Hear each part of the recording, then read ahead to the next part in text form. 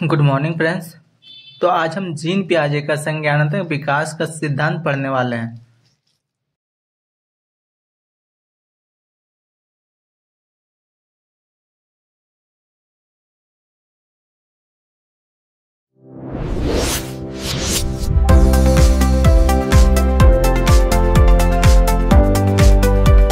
नमस्कार। आज हम एक बहुत ही दिलचस्प सफर पर चलने वाले हैं। एक ऐसा सफर जो हमें ये समझने में मदद करेगा कि एक बच्चे का दिमाग कैसे विकसित होता है, कैसे वो अपने दुनिया को देखता और समझता है।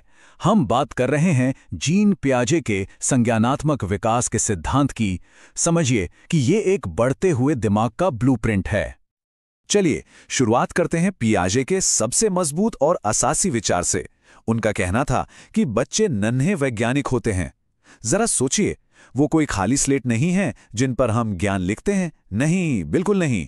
वो तो खुद ही अपने आसपास की दुनिया के साथ छोटे छोटे प्रयोग करते हैं और अपनी समझ खुद बनाते हैं। तो इससे पहले कि हम पियाजे के विकास के 4 चरणों को समझें, ये जानना जरूरी है कि इन नन्हे वैज्ञानिकों के पास औजार कौन से होते हैं। वो कौन सा मेंटल टूल किट इस्तेमाल करते हैं अपनी दुनिया को बनाने के लिए। इस टूलकिट का सबसे जरूरी औजार है स्कीमा। स्कीमा को आप दिमाग में जानकारी का एक छोटा सा पैकेट या एक फोल्डर समझ सकते हैं। मिसाल के तौर पर एक बच्चे के दिमाग में कुत्ते का एक स्कीमा या फोल्डर है। उसमें क्या जानकारी होगी? 4 पैर होते हैं, एक पूंछ होती है और वो भौं भौं करता है। यही स्कीमा ज्ञान को व्यवस्थित करने का पहला कदम है। अच्छा, तो ये स्कीमा बनते कैसे हैं और वक्त के साथ इनमें बदलाव कैसे आता है? इस पूरी प्रक्रिया को पियाजे ने एडेप्टेशन या अनुकूलन कहा है।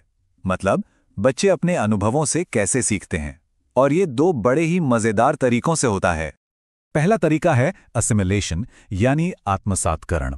इसमें बच्चे नई जानकारी को अपने पुराने पहले से बने हुए स्कीमा में ही फिट करने की कोशिश करते हैं। मान लीजिए एक बच्चे ने पहली बार बिल्ली देखी। अब उसके दिमाग में तो कुत्ते वाला फोल्डर है। वो देखता है कि इसके भी 4 पैर हैं, तो वो फौरन उसे अपने पुराने फोल्डर में डालकर कहता है, देखो कुत्ता। लेकिन फिर कुछ गड़बड़ होती है। वो जानवर म्याऊ करता है, भौं भौं नहीं। अब बच्चे का दिमाग कहता है, अरे ये जानकारी तो मेरी फाइल से मेल नहीं खा रही। यहीं पर दूसरा तरीका काम आता है, अकोमोडेशन यानी समायोजन। इसमें बच्चा या तो अपनी पुरानी कुत्ते वाली फाइल को अपडेट करता है या फिर बिल्ली के लिए एक बिल्कुल नई फाइल बना लेता है। तो इन दोनों में फर्क साफ है ना? आत्मसातकरण का मतलब है मौजूदा ज्ञान का ही इस्तेमाल करना, जैसे बिल्ली को कुत्ता कह देना। और समायोजन का मतलब है अपने ज्ञान को बदलना या उसमें सुधार करना। मतलब ये सीखना कि बिल्ली और कुत्ते में फर्क है। एक तरह से एक है पुरानी फाइल में नया पन्ना जोड़ना और दूसरा है एक नई फाइल ही तैयार कर लेना। दरअसल सीखने की पूरी प्रक्रिया इसी खिंचतान से आगे बढ़ती है। दिमाग हमेशा इन दोनों के बीच एक बैलेंस, एक संतुलन बनाने की कोशिश करता रहता है। इसी संतुलन को पियाजे ने साम्य धारण या इक्विलिब्रेशन कहा है। जब ये बैलेंस बन जाता है तभी हम कुछ नया और पक्का सीख पाते हैं। चलिए अब इन औजारों को एक्शन में देखते हैं। पियाजे ने बताया कि जन्म से लेकर बड़े होने तक बच्चे का दिमाग विकास के 4 खास पड़ावों से होकर गुजरता है। ये है वो पूरा सफर, वो पूरा रोड मैप। सबसे पहले आती है संवेदी गामक अवस्था, फिर पूर्व संक्रियात्मक अवस्था, उसके बाद मूर्त संक्रियात्मक अवस्था और आखिर में औपचारिक संक्रियात्मक अवस्था। आइए एक एक करके हर पड़ाव को करीब से समझते हैं। पहला पड़ाव है संवेदी गामक अवस्था, जो जन्म से 2 साल तक चलती है। इस दौरान एक नन्हा बच्चा अपनी दुनिया को सिर्फ अपनी इंद्रियों और अपनी हरकतों से जानता है, देखकर, सुनकर, छूकर, चखकर।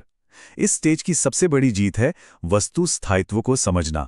मतलब ये जान लेना कि अगर कोई खिलौना चादर के नीचे छिपा दिया जाए तो भी वो दुनिया से गायब नहीं हुआ है, वो वहीं पर है। अगला पड़ाव है पूर्व संक्रियात्मक अवस्था, 2 से 7 साल तक का। इस उम्र में बच्चों की दुनिया जादू से भरी होती है। वो भाषा का इस्तेमाल करने लगते हैं, लेकिन उनकी सोच में लॉजिक नहीं होता।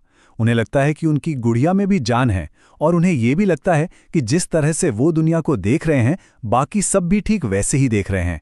इसे अहंकेंद्रवाद कहते हैं। अब आता है एक बड़ा टर्निंग पॉइंट, मूर्त संक्रियात्मक अवस्था, 7 से 11 साल तक। यहाँ बच्चे पहली बार ठोस यानी कॉन्क्रीट चीजों के बारे में तर्क और लॉजिक से सोचना शुरू कर देते हैं।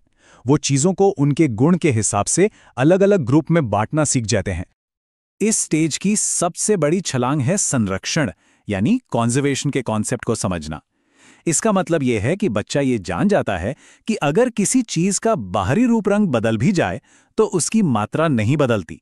जैसे अगर एक चौड़े गिलास के पानी को एक पतले और लंबे गिलास में डाल दिया जाए तो पानी उतना ही रहता है।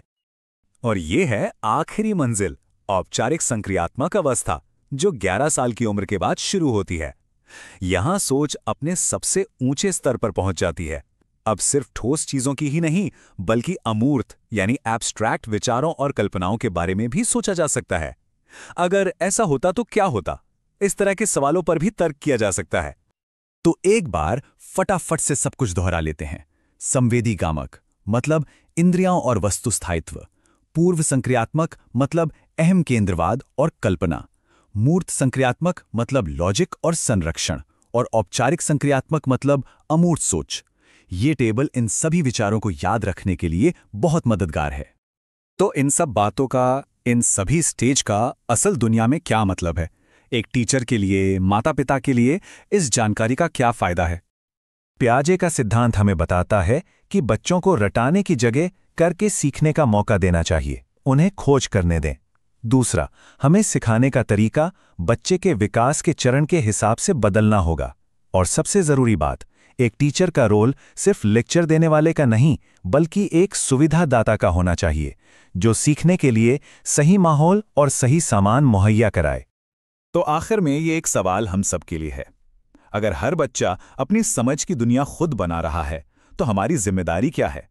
हमारी जिम्मेदारी है कि हम उन्हें वो कच्चा माल, वो औजार दें जिनसे वो एक मजबूत और खूबसूरत दुनिया बना सकें।